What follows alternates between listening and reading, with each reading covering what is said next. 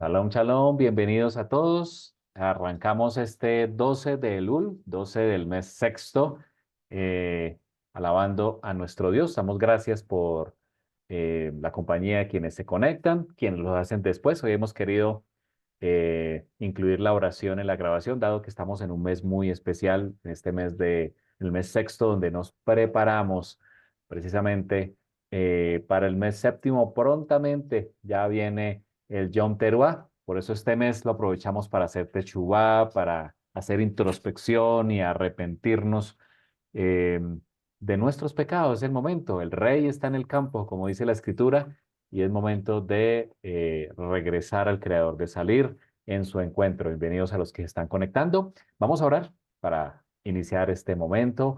Abba, gracias por este día. Invocamos tu presencia, Señor, aquí quienes estamos reunidos. También, Señor, por quienes se conectan posteriormente, Señor.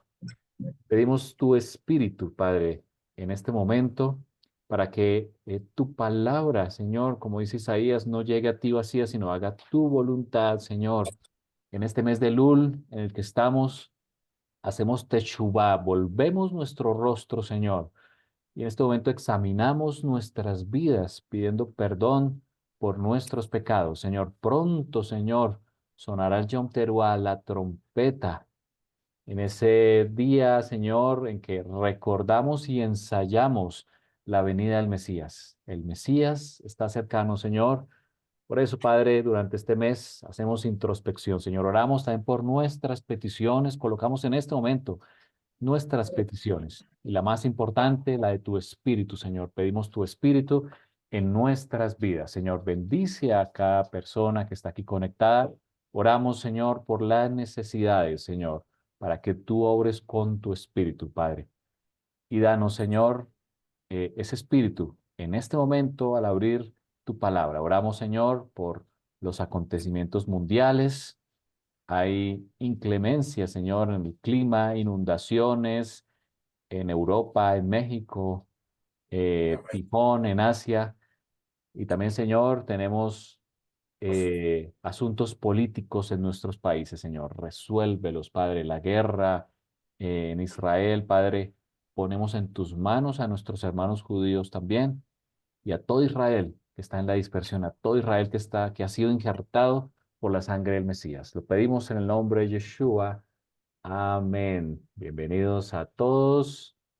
Vamos a iniciar en esta mañana. Bienvenidos quienes se conectaron. Melvita, Darly, Diego, Jan, Jesse, bienvenidos todos. Vamos a proyectar pantalla en este día. Buenos días, Jesse. Bendiciones a ti y a tu familia. Hoy tenemos un tema muy interesante que hemos traído y que está anclado, por supuesto, al estudio de la Haftará. Recordemos la Haftará porque lo hacemos. La Haftará es el comentario de los profetas que va acompañando cada una de las porciones que leemos a nivel mundial de la Torá. En estos últimas semanas, como se habrán dado cuenta, estamos leyendo unas porciones muy interesantes. Estamos leyendo las porciones de consolación. Y creo que todos ya lo tienen presente. ¿Por qué? Después de haber pasado ese periodo donde recordamos eh, lo que ha acontecido a nuestro pueblo y que está registrado en la Biblia sobre la destrucción de Jerusalén y su templo, el primero y el segundo templo, y otras cosas que han acontecido.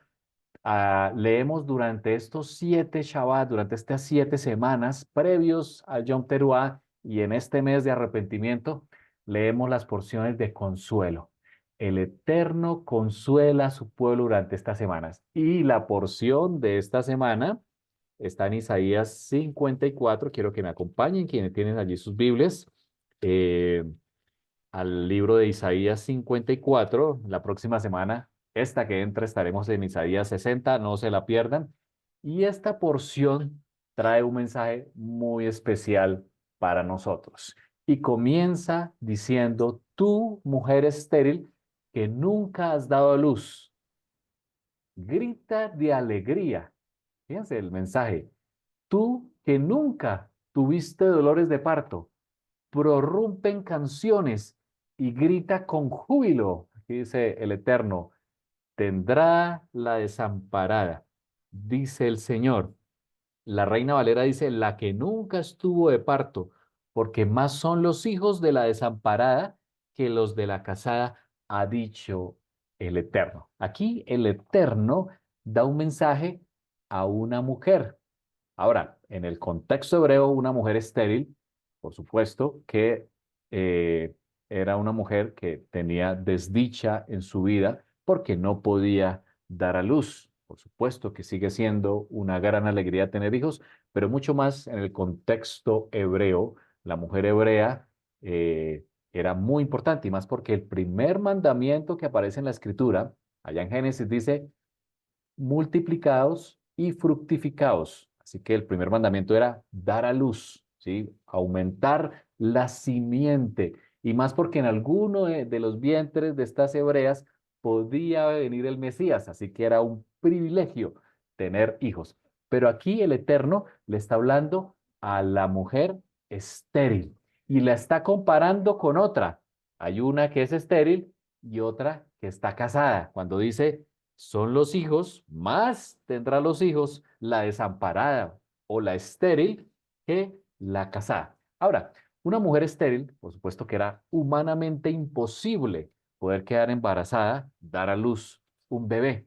Y aquí el Eterno, ¿por qué el Eterno le dice a la mujer estéril, grita de alegría, prorrumpe en canciones, grita con júbilo?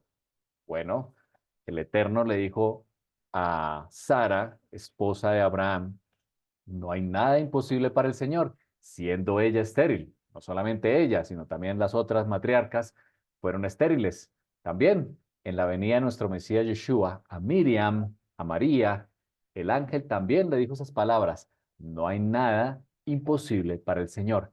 Aquí se está refiriendo a dos mujeres, una que está casada, y ya entendimos por el contexto que hemos aprendido antes, en Jeremías y en Isaías, que se trata de Judá, la que está casada, pero hay otra que está desamparada. Ya sabemos cuál es la casa del norte de Israel, o también llamada casa de Israel o casa de Efraín, que se le dio carta de divorcio, que está desamparada.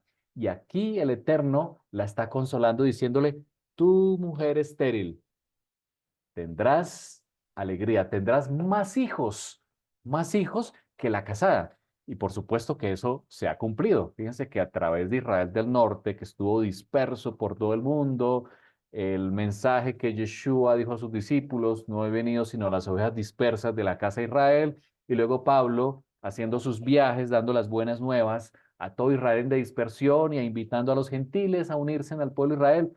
Finalmente el mensaje llegó a ti y a mí. En estos países occidentales conocimos acerca de Yeshua a través del cristianismo y hemos sido muchísimos más, ¿cierto? Y ahora Israel, el que fue injertado en el olivo natural, somos muchos más los que anhelamos y hacemos parte de esta promesa. Ahora, para analizar este punto, de esta mujer estéril y a quién representa, de acuerdo a la escritura, vamos a analizar el libro de Gálatas, capítulo 4, quiero que me acompañen, donde se habla de una alegoría entre Sara y Agar. Pablo toma estas dos mujeres, la casada y la desamparada, y utiliza otros dos elementos. Utiliza a Sara y a Agar. Vamos a ver eh, este concepto de Gálatas. Para poder entender el mensaje de hoy, necesitamos entender esta pregunta. ¿Qué es estar bajo la ley? Y así comienza el versículo 21, capítulo 4 de Gálatas, cuando dice, decidme, dice Pablo, los que queréis estar bajo la ley. ¿No habéis oído la ley? Dice él. Ahora, ¿qué es estar bajo la ley? Hemos escuchado muchas veces ese término en la escritura. Algunos dicen que estar bajo la ley es obedecer la ley. Eso quiere decir que ya no deberíamos obedecer la ley. Algunos sectores del cristianismo dicen que ya no deberíamos obedecer la ley porque ya no estamos bajo la ley, de acuerdo a Pablo. Por supuesto, eso no dice Pablo, porque si no estamos bajo la ley, entonces podemos deshonrar a nuestros padres, robar, adulterar, y eso no es lo que está diciendo Pablo al interpretar la Torá. Vamos a ver algunos textos del Brit Hadashah, del Nuevo Pacto o Nuevo Testamento, que nos hablan acerca de qué es estar bajo la ley para poder entender el concepto a donde queremos llegar. El primer texto es Primera de Timoteo, la carta que Pablo le escribe a Timoteo, que era un pastor, un líder, diciéndole en capítulo 1, versículos del 8 al 10, pero sabemos que la ley es buena. Y Pablo está diciendo el mismo que dice en Gálatas, que los que están bajo la ley, aquí dice que la ley es buena. Nótese que ley es la misma palabra de Torah. Pero sabemos que la Torá es buena. Pablo, siendo un rabino, un estudiante de la escritura, el Tanakh y de la Torá, él dice, la ley es buena si uno la usa legítimamente. Es decir, si no nos vamos por las ramas y nos apartamos o poner mandamientos de hombres. A eso se refiere. Sigue diciendo, conociendo esto, que la Torá no fue dada para el justo, dice él, sino para los transgresores, desobedientes, impíos, pecadores, irreverentes, profanos, parricidas, matricidas, homicidas, fornicarios, sodomitas, secuestradores, mentirosos, perjuros, y para cuanto se oponga a la sana doctrina. Ahora, pregunto, ¿hay algún justo? La escritura dice, no hay ni uno. Isaías dice que todo corazón está corrompido. Todos nos hemos desviado, leímos en Isaías 53. Quiere decir que la Torah es para nosotros, precisamente a los que nos hemos desviado. Todos los seres humanos nos hemos desviado del camino. Así que la Torah es dada para nosotros. Ahora, en nuestros países occidentales, cuando hablamos de estar bajo la ley, si tú vas conduciendo en tu país y te pasas el límite de velocidad y alguna cámara por allí de las que están instaladas te detecta, tú vas a recibir una infracción. Diríamos, estás bajo la ley. O si te pasas el semáforo en rojo o no pagas tu impuesto de la declaración de renta, del impuesto a las ventas, entre otros, te van a multar. Estás bajo la ley. Si haces algo incorrecto en tu país, cometes un homicidio, estás bajo la ley. Así que estar bajo la ley es infringir la ley. Si tú infringes la ley de tu país, del lugar donde estás, por supuesto que la escritura dice, estás bajo la ley. Y eso creo que todos lo conocemos.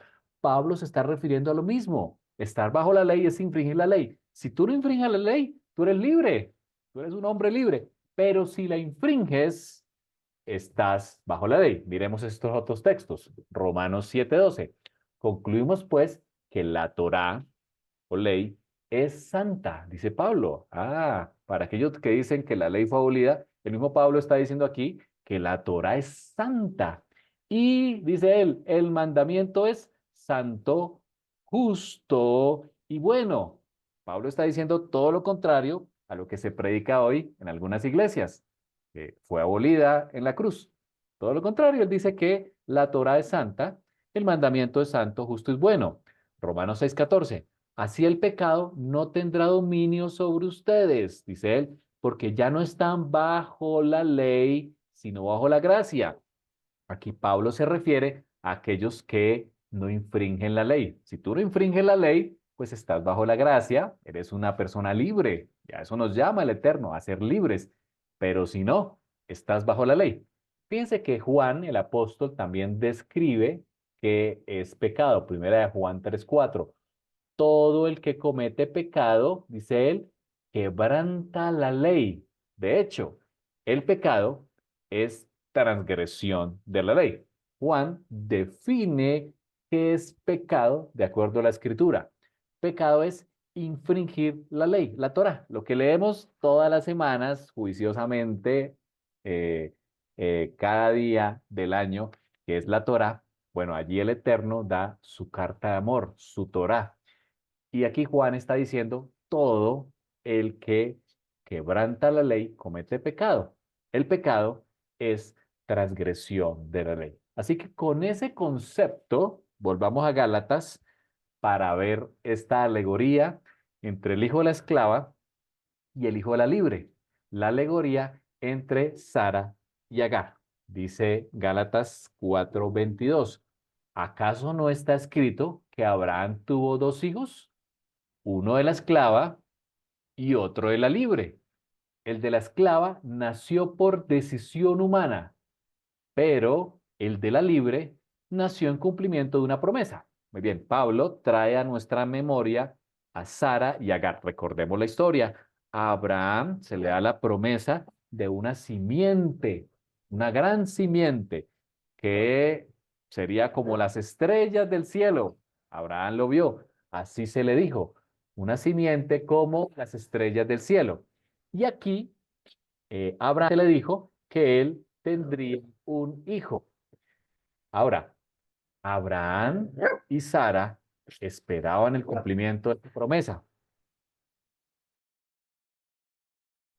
Y dice la escritura que Abraham y Sara no quisieron esperar o tener la paciencia para esperar el cumplimiento de esa promesa, sino que, dice la escritura, que que Sara le entregó a su sierva, a Agar, para que se acostara con Abraham y tuviera ese hijo de la promesa que estaban esperando.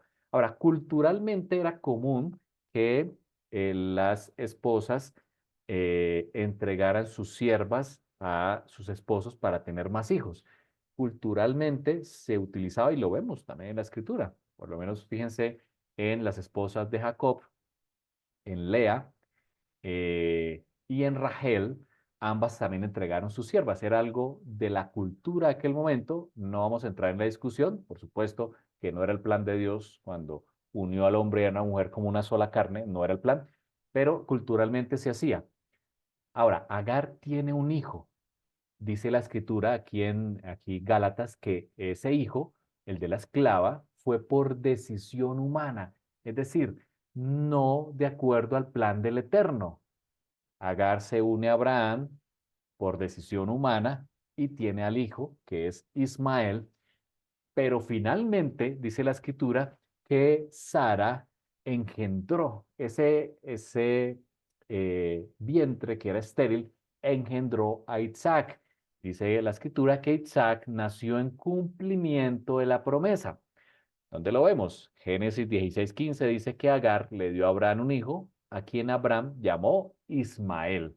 Aquí está el hijo que nació por decisión humana, no en cumplimiento, no en obediencia, por decisión humana, por el fruto, dice por el fruto del pecado, como lo llama Pablo, por decisión humana. Pero Génesis 21:2 nos recuerda que Sara quedó embarazada y le dio un hijo a Abraham en su vejez, era casi de 100 años, dice la escritura. Esto sucedió en el tiempo anunciado por Dios. El Eterno tiene un tiempo para todo. Muchas veces en nuestra impaciencia tomamos decisiones como la que pasó en esta familia y nació un hijo por decisión humana, que eso generó un conflicto entre ambos, conflicto que hoy todavía vemos en Medio Oriente entre árabes e israelíes, entre nuestros primos árabes y nuestro pueblo, nuestros hermanos judíos. Así que aquí Pablo está haciendo esta alegoría entre el hijo de la esclava y el hijo de la libre. Sigue diciendo, versículo eh, 24, lo cual, o dice Pablo, este relato puede interpretarse en sentido figurado. Estas mujeres representan dos pactos. Ah, muy bien, conocemos muy bien que existía un primer pacto y un nuevo pacto que conocemos hoy en día. Aquí Pablo va a ilustrar a Agar y a Sara con los dos pactos. Uno que es Agar, un primer pacto, es Agar, que procede del monte Sinaí y tiene hijos que nacen para ser esclavos. Ahora, recordemos la definición que Pablo nos dio y Juan en el Nuevo Testamento o en el Nuevo Pacto. ¿Qué es pecado? Es transgresión de la ley. ¿Cuándo eres esclavo? Cuando cometes pecado. Aquí Pablo está comparando a Israel, que recibió un pacto en Sinaí ¿cierto? Recibió el pacto del Eterno, pero se convirtió en esclavo. ¿Por qué? Porque cometieron pecado. Y por eso, cuando arrancamos el estudio de hoy en Isaías 54, se le llama la desamparada, la estéril, porque Israel, con sus pecados, se le dio carta de divorcio. Estamos hablando de Israel del norte. Agar representa el monte Sinaí en Arabia y corresponde, dice él, a la actual ciudad de Jerusalén, porque junto con sus hijos vive en esclavitud. Recordemos que cuando Pablo escribe Gálatas, Jerusalén estaba en pie, no había sido destruida, eso fue en el año 70, después del Mesías, y por supuesto que había corrupción en el templo, había corrupción, se compraba el sacerdocio y el sumo sacerdote daban tributos a Roma, era un cargo político, así que había corrupción también en aquellos tiempos. Pablo está comparando a, al pacto inicial del Eterno con Agar. ¿Por qué? Porque tuvo hijos de esclavitud. Israel, que recibió la carta de amor, el compromiso fue en el Sinaí. Recordemos que en la boda hebrea hay un momento inicial que es el compromiso, eh, cuando la mujer se desposa, ¿sí? Se compromete, pero cuando se compromete es tan formal que aunque todavía no viven juntos, no han entrado en intimidad, si alguno de los dos comete o se va con otra persona, se le denomina adulterio también.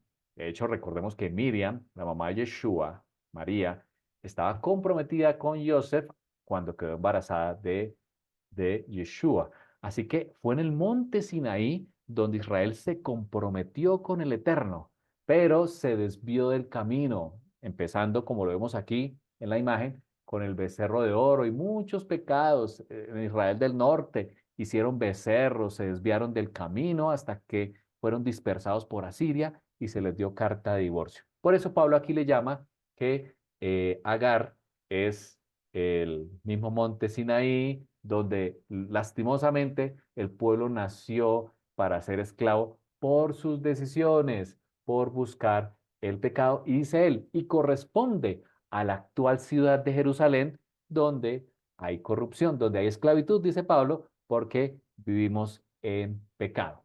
Sigue diciendo Pablo, vamos a Romanos 6:16. Dice él, ¿acaso no saben ustedes que cuando se entregan a alguien para obedecerlo, son esclavos de aquel a quien obedecen? Por eso él dice, yo soy siervo de Yeshua HaMashiach, dice Pablo al iniciar sus cartas. Claro que lo son, dice él, ya sea del pecado que lleva a la muerte o de la obediencia que lleva a la justicia. Tú eres siervo, dice Pablo, tú eres esclavo dependiendo a quién obedeces. Lastimosamente Israel se desvió del camino, decidió no obedecer al Eterno y se convirtió en esclavo. Por eso Pablo aquí está diciendo que Agar dio hijos de esclavitud, hijos de pecado. Vamos a leer Jeremías 31.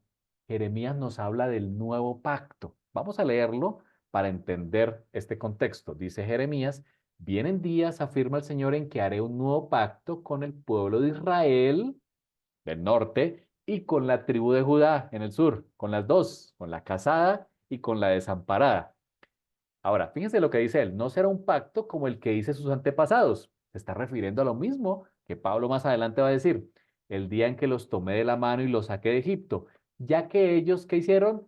Quebrantaron el pacto, se desviaron con sus ídolos, Moloch, Baal, y se les dio carta de divorcio. La desamparada, que dice Isaías 54. A pesar de que yo era su esposo, el Eterno se había comprometido con su esposa en Sinaí, pero su esposa se desvió del camino. Jeremías sigue diciendo, ese es el pacto que después de aquel tiempo haré con el pueblo de Israel, con la desamparada. Pondré mi Torah en su mente y la escribiré en su corazón. Yo seré su Dios y ellos serán mi pueblo. Fíjense que cuando el Eterno hace el nuevo pacto, que es cumplido con Yeshua, por eso Yeshua en la fiesta de Pesaj levanta la copa y dice, tomad la copa Esta es la sangre del nuevo pacto, porque Yeshua selló el nuevo pacto, ya lo hemos visto anteriormente. Él pagó el precio como el pariente más cercano, muere y por eso la esposa que tenía carta de divorcio puede regresar. Lo hemos hablado anteriormente. Pero fíjense los elementos del nuevo pacto. Hubo un pacto antiguo donde Israel estaba esclavo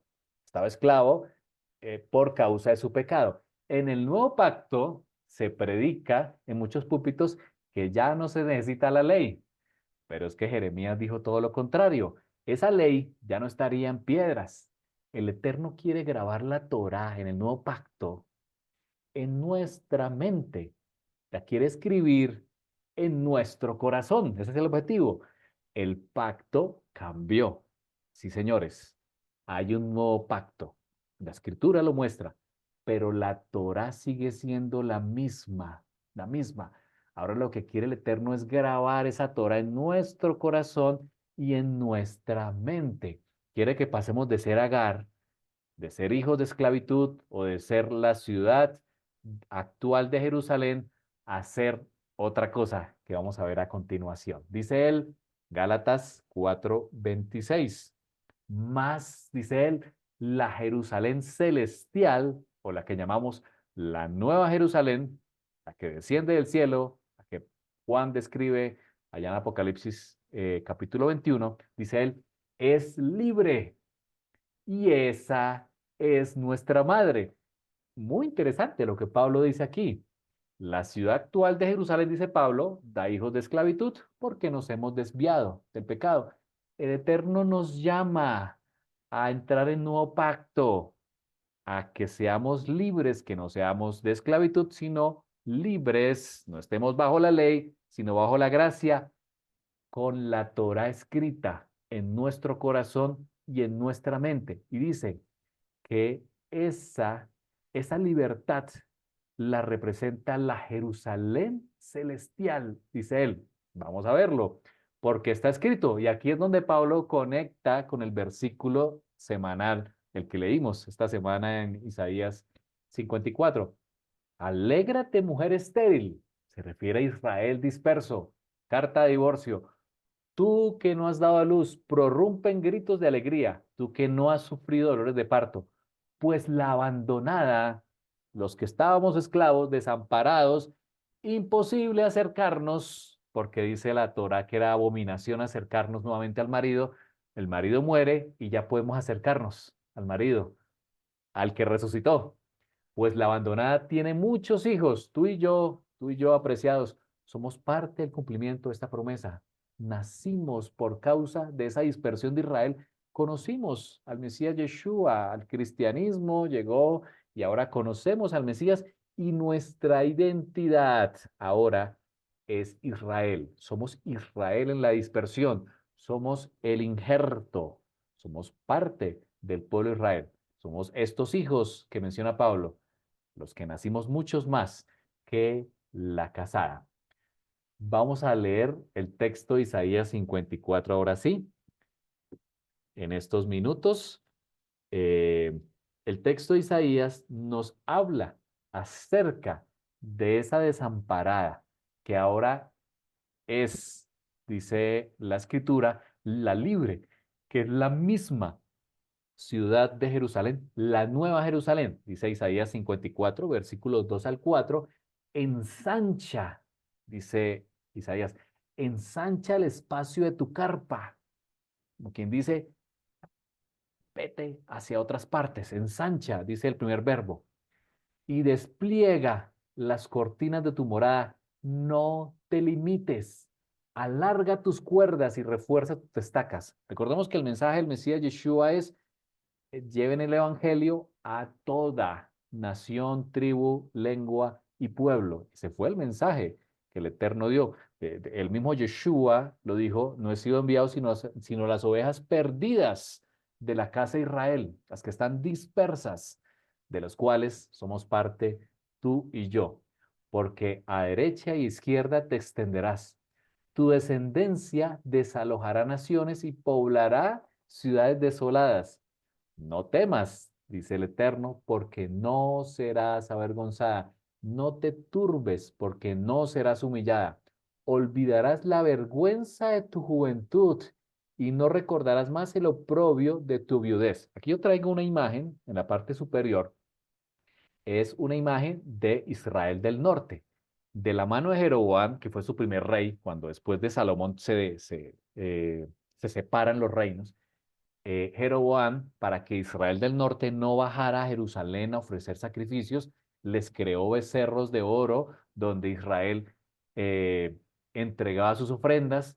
Luego, como vemos en la historia, los reyes, muchos reyes se desviaron del camino y asimismo su pueblo, a tal punto que Asiria vino y derrotó y dispersó a Jerusalén, a tal punto que en los días de Yeshua, Israel del norte ya no estaban dispersos por muchas partes. Ejemplo de ello lo vemos que cuando en los últimos días del Mesías se acercaron griegos y de todas partes para conocer al Mesías. Estaba por cumplirse eh, que Israel volviera a regresar al Eterno en la venida del Ruach, del Espíritu Santo en Pentecostés, en la fiesta de Shavuot. Ahí ustedes en Hechos 2 pueden ver que habían de todas partes, griegos, elamitas, árabes, de todas partes. Bueno, eran los mismos de la dispersión que estaban allí reunidos para la fiesta.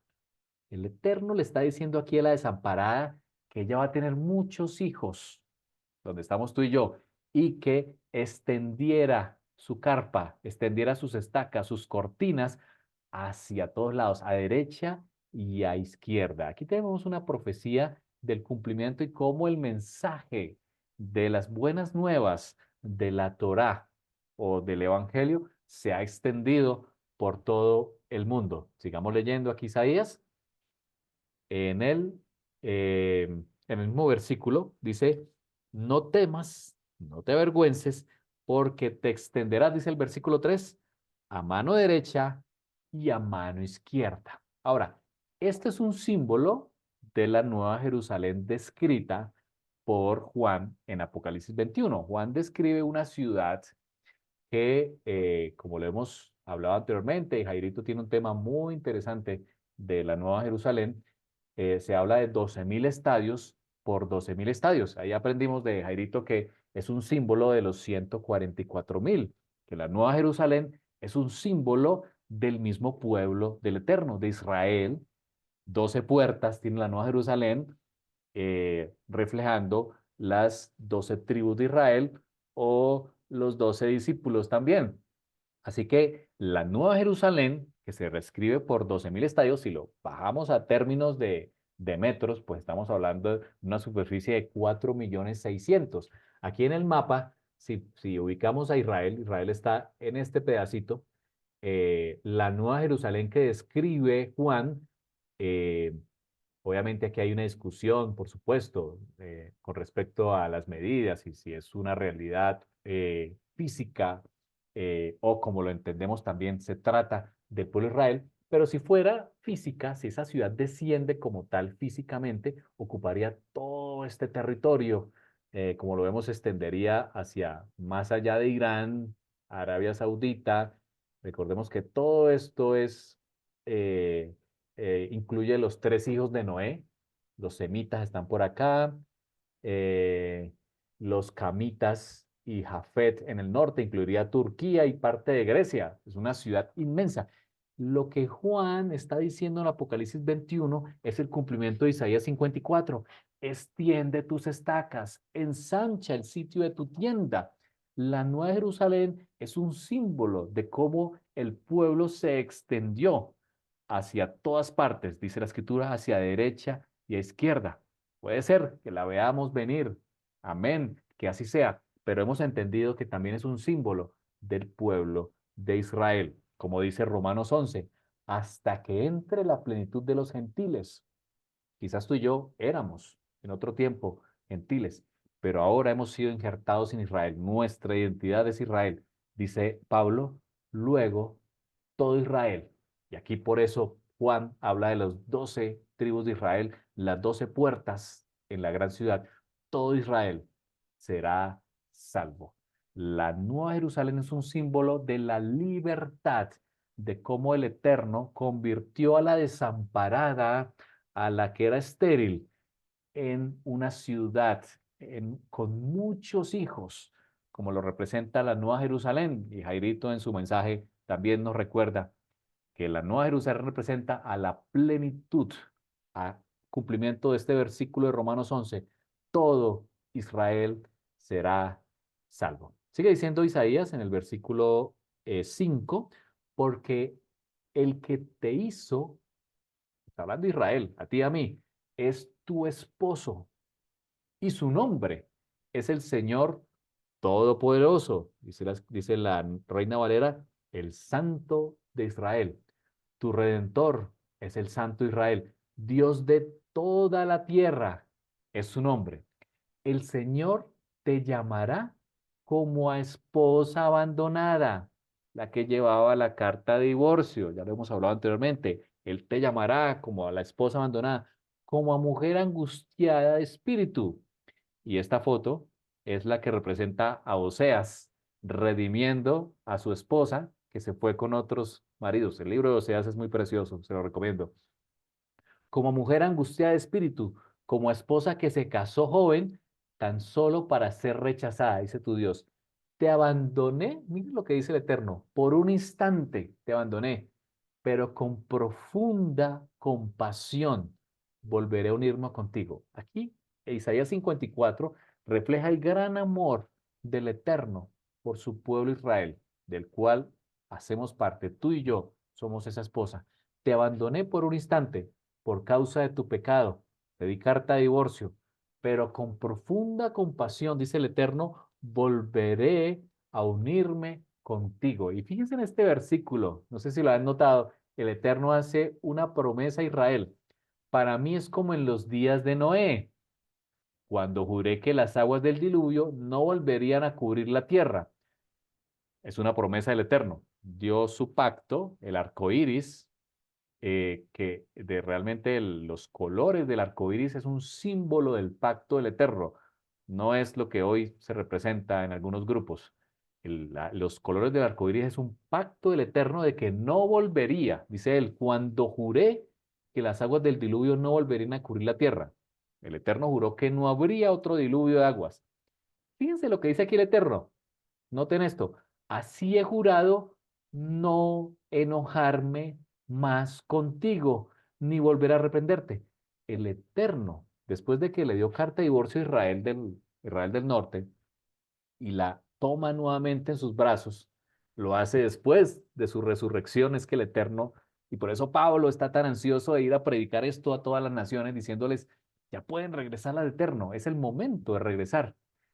El Eterno juró, aquí está en la escritura, juró que no se enojaría más con nosotros, como juró que no habría otro diluvio. Fíjense la promesa que hace aquí. Aunque cambien de lugar las montañas y se tambaleen las colinas, aunque pueda suceder eso, no cambiará mi fiel amor por ti, ni vacilará, dice él, mi pacto de paz. ¿Cuál es el pacto de paz? El nuevo pacto, el pacto de Shalom, cuando Yeshua mismo vino a sellarlo. Dice el Señor que de ti se compadece, aunque cambien de lugar las montañas y se tambaleen las colinas, dice el Eterno, no cambiará mi fiel amor por ti, Israel.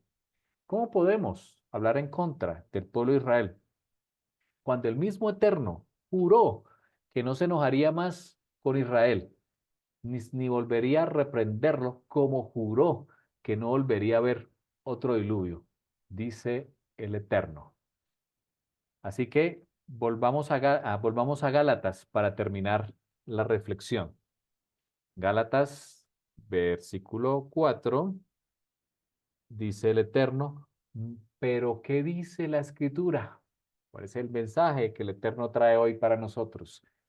Echa fuera a la esclava y a su hijo, como pasó en aquel momento. Abraham tuvo que echar a Agar porque era imposible que viviera Isaac e Ismael. Había un conflicto allí, como el conflicto que hay quizás en tu corazón, los malos deseos de la carne versus el fruto del Espíritu. Hay una guerra espiritual. Nuestro enemigo más grande no es el Satán. Nuestro enemigo más grande, de acuerdo a la Escritura, es el yo, es, es la inclinación al mal. En Hebreos, Yetzer Hará, dice Pablo, miserable de mí, que quiero hacer lo bueno y termino haciendo lo malo. Hay dos fuerzas en ti, hay una guerra, como la parasha de hoy. Cuando salgas a la guerra, hay una guerra en ti. Tu deber es echar el pecado de ti en este mes de Elul, echar a la esclava y a su hijo, porque el hijo de la esclava, dice Pablo, jamás tendrá parte en la herencia. Tú tienes que desalojar todo aquello, todo fruto del mal, todo deseo carnal, tienes que echarlo fuera de ti para que te quedes en libertad. Deja de ser Agar, deja de ser esclavo del pecado, dice Pablo. Así que hermanos, no somos hijos de la esclava, dice él, no somos hijos de la esclava, sino de la libre. Esta es una realidad que tienes que decirla, tienes que pronunciarla con tus labios. No somos hijos de esclavitud, somos hijos de libertad. Por esos hijos de libertad es que vendrá el Mesías Yeshua. Por esos hijos de libertad es que entraremos en la nueva Jerusalén. Tendremos parte con el Eterno en el cumplimiento de sus promesas. Somos injertados en el olivo natural cuando somos libres y dejamos la esclavitud. Vamos a orar. Damos gracias, Abba, por tu palabra que nos muestra en esta mañana, precisamente en este mes de Elul, abandonar nuestro pecado, Señor. Pedimos tu Espíritu, Padre, por fe pronunciamos diciendo que no somos hijos de esclavitud, sino somos hijos de libertad. Nos has llamado, Padre, a libertad.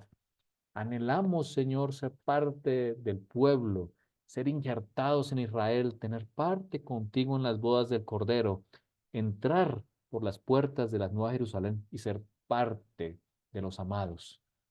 Apropiamos, Señor, la promesa de Isaías de que aunque estábamos desamparados, nos has llamado a libertad, a producir fruto. Gracias, Señor, porque el mensaje ha llegado hasta nuestros oídos en este tiempo, conocedores de los tiempos que vivimos. Aceptamos el sacrificio del Mesías, el sacrificio que pagó el precio, que selló el nuevo pacto. Y Padre, escribe la Torah en nuestro corazón y nuestra mente. Es lo que más anhelamos. Como dice David, en mi corazón es guardado tus dichos para no pecar contra ti. Que sea una realidad para quienes estamos aquí, para todo tu pueblo en la dispersión, para todo tu pueblo Israel, que se acerca en estos tiempos. Y lo pedimos en el nombre del Mesías Yeshua. Amén. Y amén. Bendiciones a Amén. todos. Bendiciones a quienes están aquí, a los que nos escuchan posteriormente.